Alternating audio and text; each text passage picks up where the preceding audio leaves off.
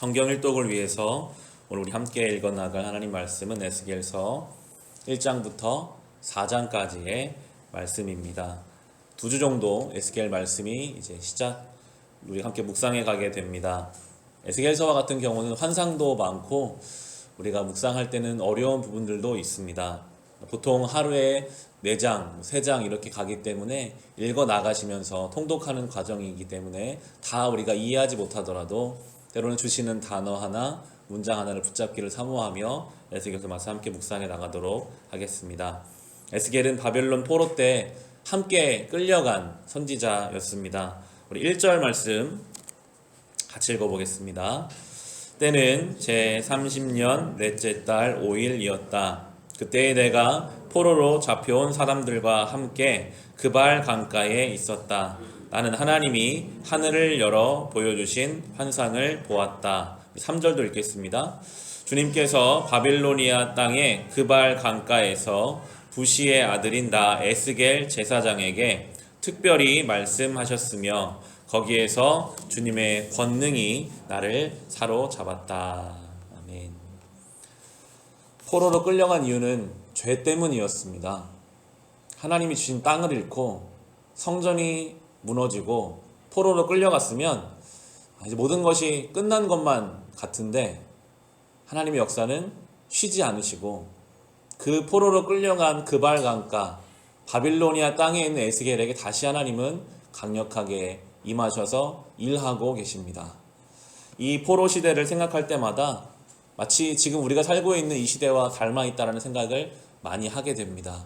죄로 인해 많은 것들이 다 무너져 내리고 오히려 교회와 성도들은 저 세상에서 힘을 내지 못하고 살아가는 것만 같은 이 시대입니다. 주눅들 때가 있고 위축될 때가 있습니다. 교회를 다닌다는 것을, 믿는다는 것을 드러내지 못하는 그러한 성도들도 꽤 많이 있습니다.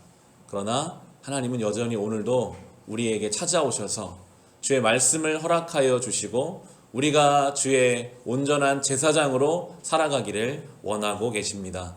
이 새벽에 우리가 이 자리에 나온 이 가운데 하나님은 또 우리에게 말씀하셔서 에스겔은 특별한 은혜를 받은 사람이었지만 성령 시대를 살고 있는 우리 모두 한 사람 한 사람이 사실은 에스겔의 역할을 감당해야 할 하나님의 제사장이고 하나님의 선지자입니다. 오늘도 우리에게 그 말씀을 주시는데요.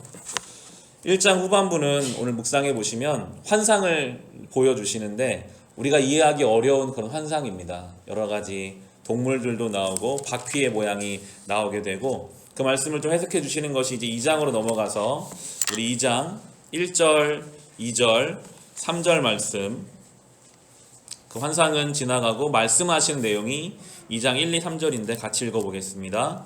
그가 나에게 말씀하셨다. 사람아 일어서라. 내가 너에게 할 말이 있다. 그가 나에게 이 말씀을 하실 때에 한 영이 내 속으로 들어와서 나를 일으켜 세웠다. 나는 그가 나에게 하시는 말씀을 계속 듣고 있었다. 그가 나에게 말씀하셨다. 사람아, 내가 너를 이스라엘 자손에게 곧 나에게 반역만 해온 한 반역한 민족에게 보낸다. 그들은 그들의 조상처럼 이날까지 나에게 죄만 지었다. 말씀하시는 첫 번째가 일어서라 였습니다. 에스겔의 마음이 어땠을까요? 나라가 망하고 포로로 끌려오고 어쩌면 패배감이나 어떻게 해야 하나 상실감을 가지고 있었을 것입니다. 하나님의 말씀은 우리를 먼저 일으켜 세우는 말씀입니다. 우리가 무너져 있을 때, 갈 바를 알지 못할 때 주님은 말씀하셔서 우리를 일으켜 세우십니다. 2절에 보면 한 영이 내 속에 들어와서 라고 나옵니다. 성령께서 임하셔서 말씀으로 우리를 일으켜 세우십니다. 그리고 나서 이 에스겔을 이제 그렇게 하나님을 말을 듣지 않는 이스라엘 백성에게 보내세요. 이게 우리의 역할이거든요. 주의 말씀이 우리 가운데 들어와서 그냥 나 혼자 일어서고 나 혼자 말씀이면 충만한 삶을 주님 원하지 않으시고 그 말씀을 가지고 이제는 보내시는 분이십니다. 우리에게 주시는 은혜가 있다면, 우리에게 주시는 말씀이 있다면 이제 그걸 가지고 주님께서 보내시는 그 자리, 그 장소로 가라고 말씀하십니다. 오늘도 우리는 이 예배를 마치면 다시 우리 삶의 자리로 돌아갈 것입니다. 하나님이 보내신 자리라고 믿고 그 자리로 가시기 바랍니다. 내 안에 주시는 말씀이 무엇인지를 다시 돌아보고 그 말씀 가지고 하나님 왜 나를 오늘 이 자리로 보내실까? 그런 마음을 가지고 맡겨진 삶의 자리를 살아가는 것, 그것이 주님께서 우리에게 주시는 하나님의 말씀이요 뜻이 될 것입니다. 그리고 3장에 가면 계속 말씀하시는 내용이 이어지는데 우리 3장에 우리 1, 2, 3, 4절 같이 읽어보겠습니다. 그가 또 나에게 말씀하셨다. 사람아, 너에게 보여주는 것을 받아 먹어라. 너는 이 두루마리를 먹고 가서 이스라엘 족속에게 알려주어라. 그래서 내가 입을 벌렸더니 그가 두루마리를 먹여주시며 나에게 말씀하셨다. 사람아, 내가 너에게 주는 이 두루마리를 먹고 너의 배를 불리며 너의 속을 그것으로 가득히 채워라. 그래서 내가 그것을 먹었더니 그것이 나의 입에 꿀같이 달았다. 그가 또 나에게 말씀하셨다. 사람아, 어서 이스라엘 족속에게 가서 내가 하는 바로 이 말을 그들에게 전하여라. 아멘. 예레미야 때도 나왔던 그런 말씀입니다. 말씀을 받아 먹어라. 에스겔은 똑같이 말씀하십니다. 이 말씀을 받아 먹어라.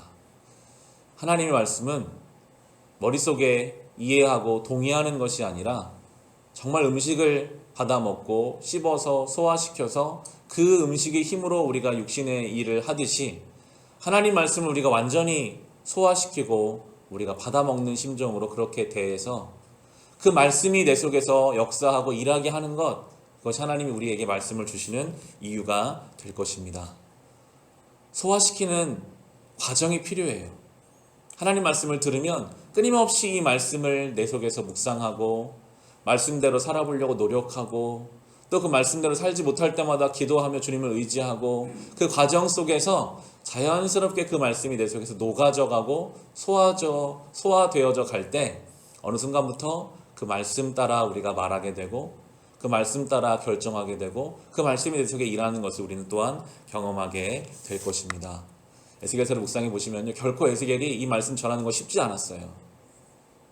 우리가 살아갈 세상도 그렇지 않습니까? 말씀대로 살기가 참 어려워요. 말씀대로 내 가족 사랑하는 것도 어려워요. 세상도 물론 그렇지만 내 속도 얼마나 딱딱하고 완악한지 아버지의 말씀이 들어올 자리가 없는 것처럼 느껴지는 때도 많이 있습니다. 그래서 우리는 날마다 이 말씀 붙잡고 어떻게든 내 삶에 녹여내서 이 말씀대로 살아가기를 노력하며 애쓰며 의지하며 나아가야 할 것입니다. 오늘도 주의 말씀을 내가 받아 먹어야겠다, 그런 마음으로 대하시기 바랍니다. 한 단어라도 씹어서 내가 소화시켜서 어느새 그 말씀이 나의 힘이 되고 그 말씀이 나의 능력이 되는 그러한 능력 있는 성도의 삶으로, 특별히 저와 여러분이 이 시대 에스겔처럼 하나님이 부른 사람, 우리를 통해 주의 말씀이 흘러가기 원하는 영광스러운 성도의 삶임을 기억하며 이 하루를 살아갈 수 있으시기를 주님의 이름으로 축원합니다.